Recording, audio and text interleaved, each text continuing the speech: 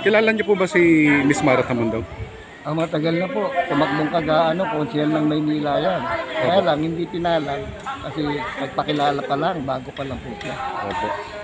Sa ngayon, sa tingin ko marami na siyang tulungan. Yung programa niya, tuloy-tuloy. Opo. Mabait na tao po yan si Tamundong. Yun nga po no? So, kung sakali po ba siyang tatakbo, kahit sa anong posisyon na susuportahan niyo Sigurado po po ako dyan dahil natulungan na rin po ako niyan. Isa ako sa natulungan po niyan. Ganun po ba? Kasi birin nyo, programa niya na kahit na hindi po siya pinalad nung nakaraan, pero yung programa niya talagang binababa niya, especially sa inyo pong mga senior citizen.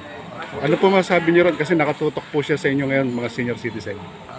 Okay po si Mara Tamundong po. Matulungin po.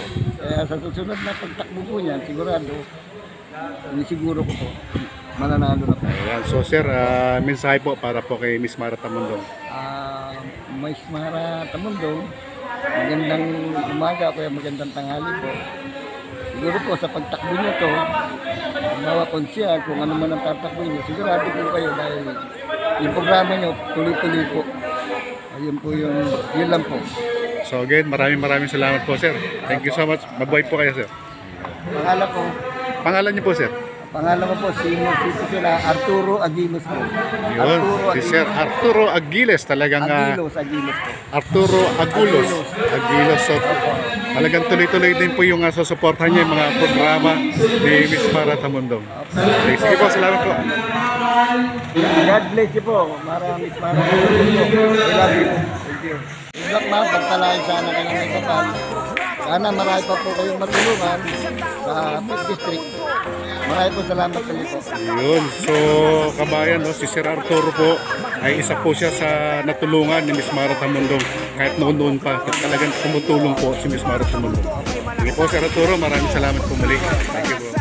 Nandito na mabilis na pagtulong ni Mara Tamundong, malasakit sa tao, lagi sa kanyang puso. Seniors, kabataan, hindi pababayaan. Maghihirap, single parent at head of family, makakaasa kayo ng tunay na serbisyo. Walang alinlangan ng pagtulong sa bayan, maka-Diyos, makatao, makamasang totoo. Mga proyektong gawa na nagmula sa kanyang puso, di mapapagod si Mara, pagsilbihan kayo. Tunay na malasakit, pakikinggan kayo. Ito ang programa na para sa inyo. Mabilis na tulong ni Mara Tamundong, malasakit sa Magandang araw sir. Kamusta po yung event natin ngayon?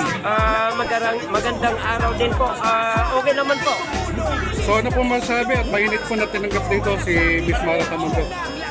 Una sa lahat, kami po ay nagpapasalamat kay Ma'am Mara. Alam namin na siya ay matulungin at nakikita namin sa social media ang kanyang pagtutulong sa mga Manilenyo, lalong-lalo na po ang senior citizen. Opo. So ano po masabi niyo sa mga programa niya, especially sa inyo pong mga senior citizen?